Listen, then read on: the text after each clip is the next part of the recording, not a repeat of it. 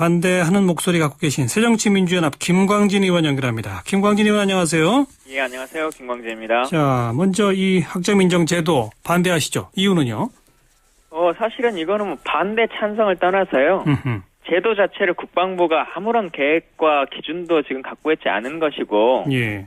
지금 이렇게 이 시점에서 말을 하고 있는 것은 실제로 이 제도를 하고 싶어서라고 하기보다는 그냥 여론 상사 아이템의 하나로 말 그대로 이게 던져지면 남녀 간의 갈등, 말씀하신 것처럼 대학을 다니고 있는 사람과 대학을 다니지 못한 사람의 갈등, 그리고 이미 전역하신 분과 앞으로 군대를 갈 사람들의 갈등이 다 예상되는 거 아니겠습니까? 예. 그런 여론 분산을 위해서 아무런 준비 없이 그냥 던져놓은 아이템일 뿐입니다. 어떤 여론 분산이라고 보시는 거예요? 지금 아시는 것처럼 세월호 사건도 있고 거기에 이제 새로운 이슈를 던짐으로써 뭔가 그렇죠. 좀 물타기를 한다 이렇게 보신다 이겁니까? 예, 그렇습니다. 국방부 스스로가 오늘 발표했듯이 이와 관련해서 아무런 준비가 지금 되고 있지 않고 실제 국방부가 말하는 것은 이게 그러면 언제 제도가 도입되는 것이냐라고 물어봤더니 대변인은 그냥 여론 수렴 중입니다라고만 답을 했어요. 그리고는 관계자에게 다시 한번 확인했더니 2017년 말까지 여론을 수렴을 해보고 2018년에 적용을 할 수도 있겠습니다라고 하는데요. 2018년이면 이미 이 정권이 끝이 나는 상황이고 지금 이 시점에서 이걸 던지는 것은 무의미한 논쟁인 것 같습니다.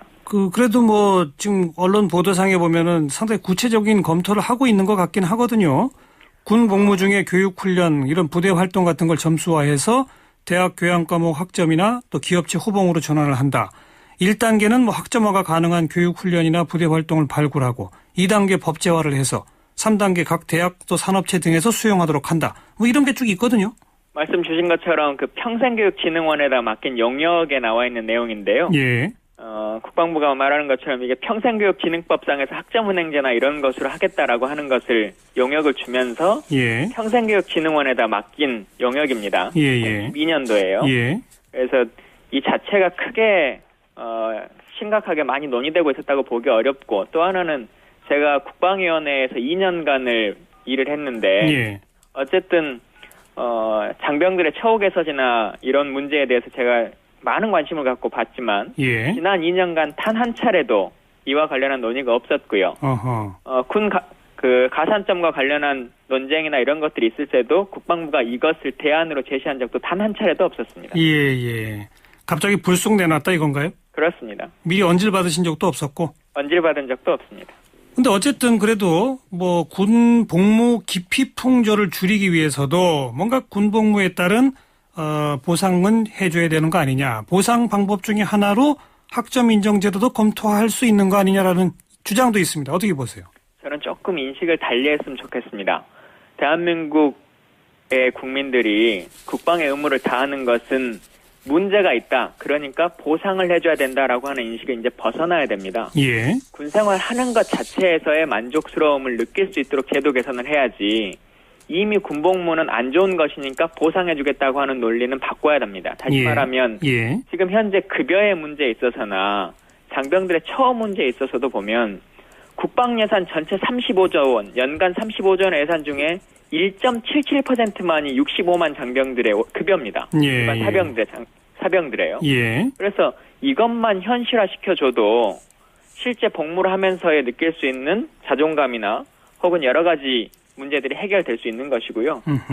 점차적으로 복무 자체의 만족도를 높일 생각을 해야지 이것에 대한 원천적인 것에 대해서는 고민하지 않고 어떤 것으로 보상만 하는 것은 잘못된 행정이라고 생각합니다. 현실적으로 그런데 학교를 다니다가 학업을 일정 기간 중단해야 되고 때문에 졸업이 늦어지고 사회 진출을 늦어지고 이건 현실 아닌가요? 물론 그렇습니다. 근데 이 제도를 한다고 해서 뭐 한 학기를 줄여줄 수 있다 뭐 이렇게 지금 말을 하고 있는 거 아니겠습니까? 근데 그건 대통령이 이미 공약하신 것처럼 복무 기간을 18개월로 단축시켜주면 되는 일입니다.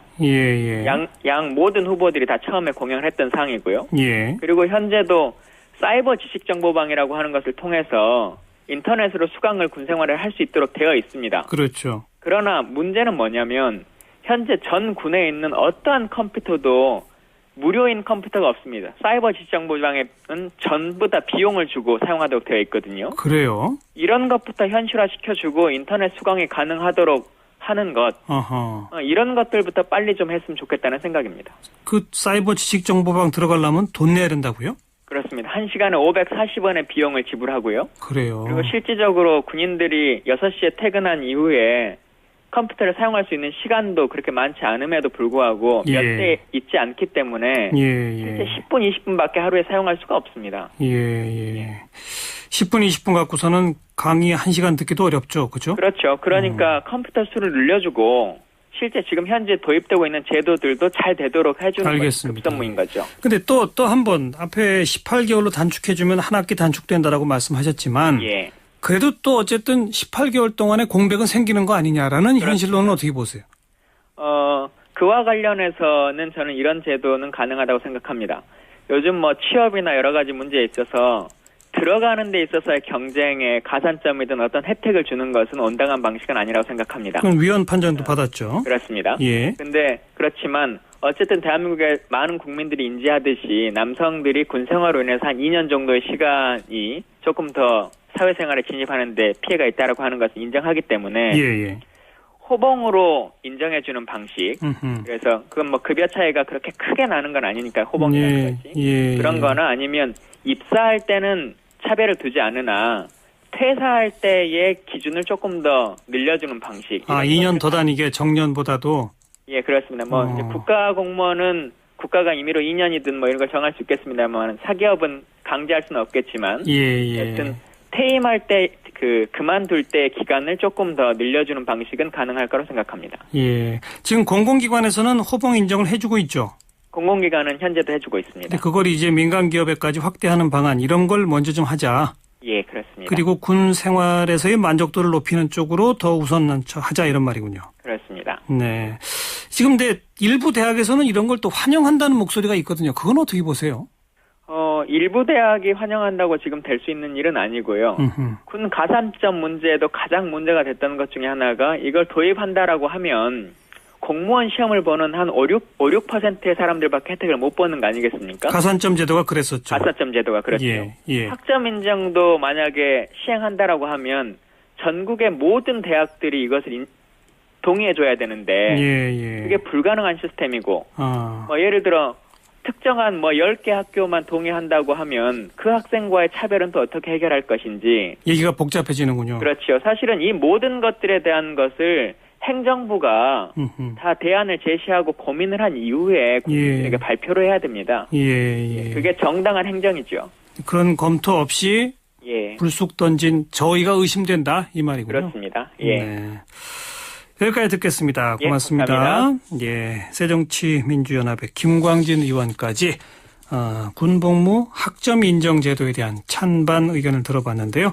뒤에 의견은 사실 반대론이라기보다는 이거는 논의의 가치가 아직 없다.